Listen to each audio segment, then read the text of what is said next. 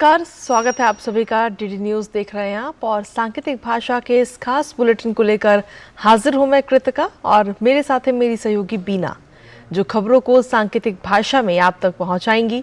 तो चलिए शुरुआत करते हैं इस खास बुलेटिन की और सबसे पहले देखते हैं सुबह की हेडलाइंस। प्रधानमंत्री नरेंद्र मोदी आज राजस्थान और मध्य प्रदेश को देंगे विकास की सौगात। राजस्थान में लगभग 5,000 करोड़ और मध्य प्रदेश में 12,600 करोड़ रुपए से ज्यादा की परियोजनाओं की करेंगे शुरुआत।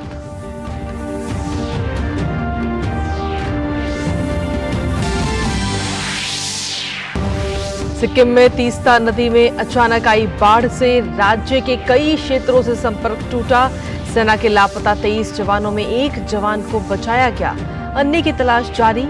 पीएम मोदी ने ली सिक्किम के मुख्यमंत्री से जानकारी, हर संभव मदद का दिया भरोसा।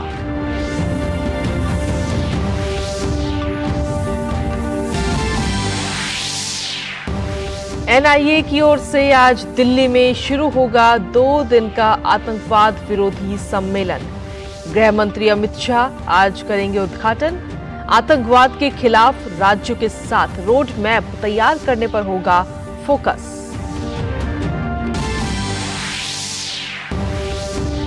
तेलंगाना में विधानसभा चुनाव की तैयारियों की समीक्षा के लिए निर्वाचन आयोग की टीम के दौरे का आज आखिरी दिन। बीजेपी अध्यक्ष जेपी नड्डा भी आज तेलंगाना में पार्टी नेताओं से करेंगे मुलाकात। रूस के राष्ट्रपति पुतिन ने की प्रधानमंत्री मोदी की तारीफ, कहा बेहद बुद्धिमान है पीएम मोदी, उनके नेतृत्व में भारत कर रहा है अच्छी प्रगति। दोनों देशों के बीच आगे भी सहयोग जारी रहने की जताई उम्मीद। 19वें एशियाई खेलों में आज तीरंदाजी, स्क्वैश और कुश्ती में भारतीय खिलाड़ियों से पदक की उम्मीद। 18 स्वर्ण जीतकर 81 मेडल के साथ भारत चौथे स्थान पर बरकरार।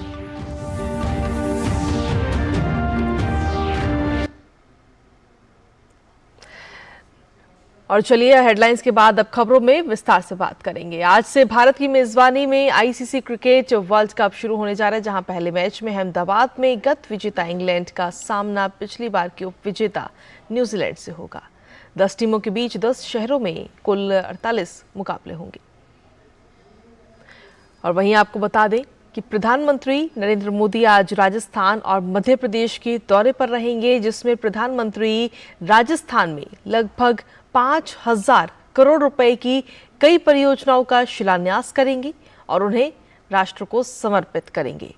ये परियोजनाएं सड़क, रेल, विमानन, स्वास्थ्य और उच्च शिक्षा क्षेत्रों से संबंधित हैं।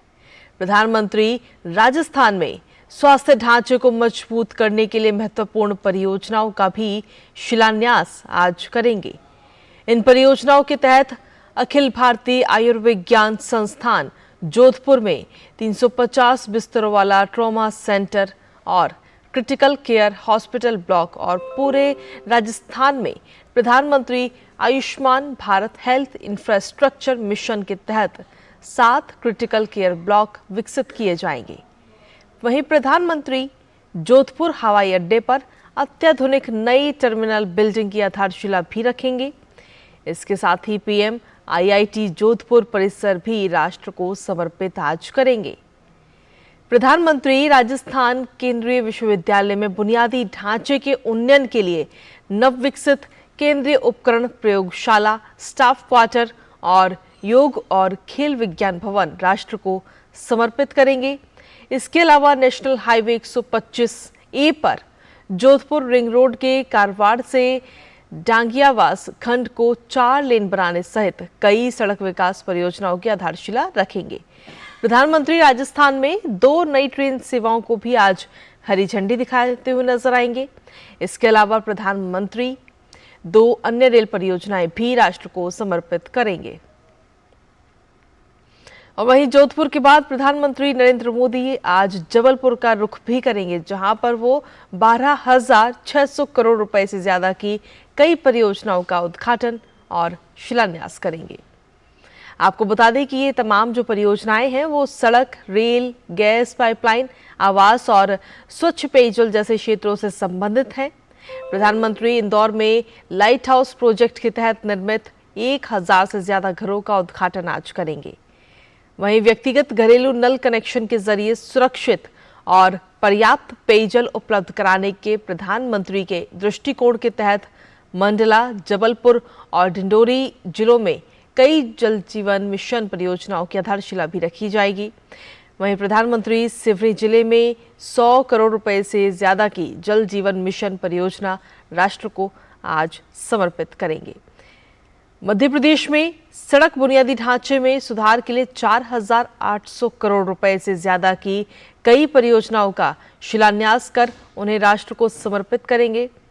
नेशनल हाईवे 347 सी के खलघाट से सरवर देवला को जोड़ने वाली सड़क के उन्नयन कार्य को भी राष्ट्र को समर्पित करेंगे।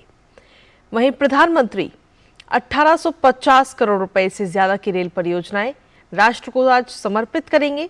इनमें कटनी, विजय सोटा और मारवास ग्राम सिंगरौली को जोड़ने वाली रेल लाइन का दोहरीकरण भी शामिल है।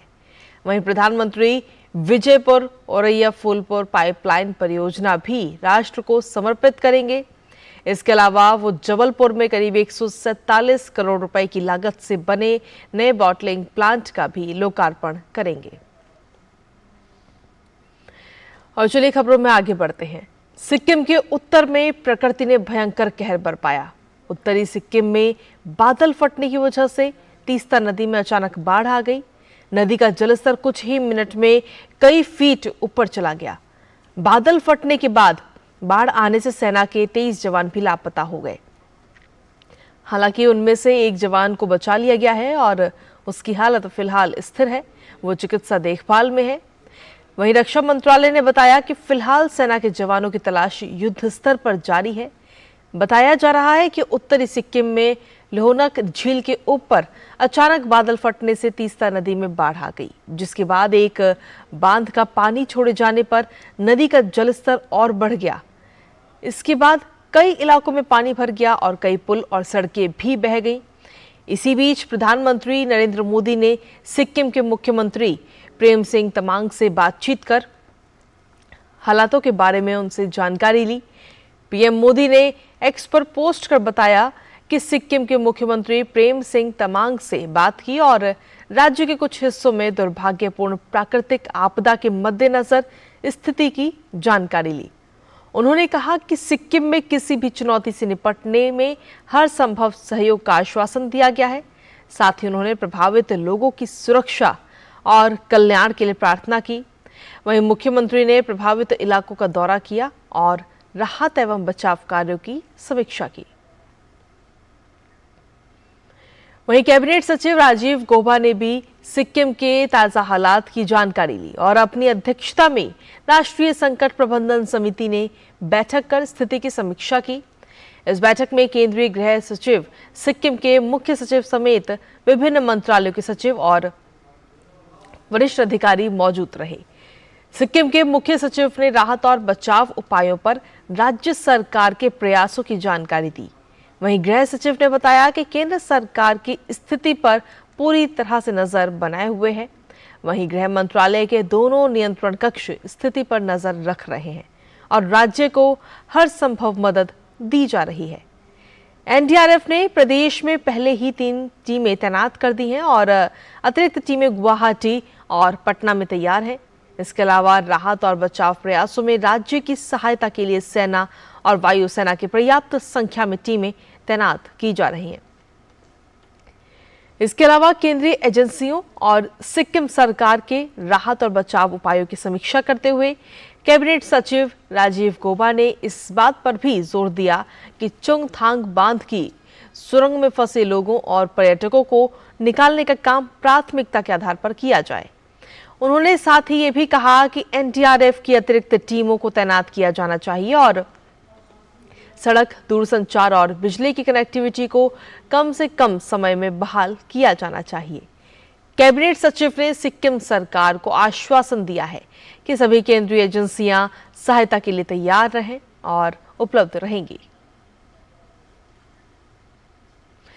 राष्ट्रीय जांच एजेंसी NIA आतंकवाद के खतरे से निपटने और इसके खिलाफ लड़ाई में एक रोड मैप तैयार करने के लिए आज आतंकवाद विरोधी सम्मेलन 2023 की मेजबानी करेगी।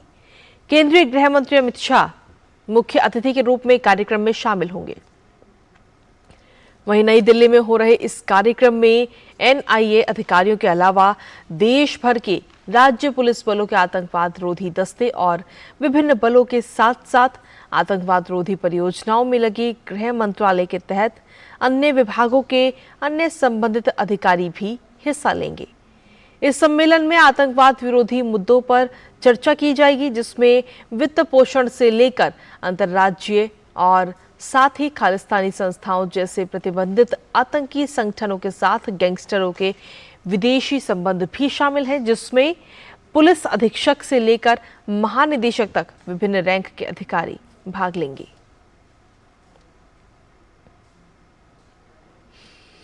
तेलंगाना में विधानसभा चुनाव की तैयारियों की समीक्षा के लिए निर्वाचन आयोग की टीम के दौरे का आज आखिरी दिन है, जहां मुख्य निर्वाचन आयुक्त राजीव कुमार के नेतृत्व में आयोग ने बीते कल तेलंगाना के सभी 33 जिलों के जिला चुनाव अधिकारियों तथा पुलिस आयुक्तों और अधीक्षकों के साथ बैठक की। सभी जिला चुनाव अधिकारियों और पुलिस आयुक्तों और अधीक्षकों ने आयोग के समक्ष स्वतंत्र, निष्पक्ष और शांतिपूर्ण चुनाव कराने के लिए विस्तृत प्रस्तुति दी। वहीं चुनाव आयोग आज दोपहर बाद हैदराबाद में प्रेस वार्ता भी करेगा। बीजेपी अध्यक्ष JP नड्डा आज तेलंगाना के दौरे पर होंगे, जहां वो पार्टी के नेताओं से मुलाकात करेंगे और उनके साथ बातचीत करेंगे। वहीं आगामी विधानसभा चुनाव की तैयारियों और उसकी रणनीति के लिए नड्डा का ये दौरा बेहद अहम माना जा रहा है। नड्डा विधानसभा सदस्यों, प्रभारियों और राज्य पदाधिकारियों से भी मुलाकात करेंगे। और बुलेटिन में वक्त एक छोटे से ब्रेक का है। आप बने रहिए हमारे साथ, देखते रहिए DD न्यूज।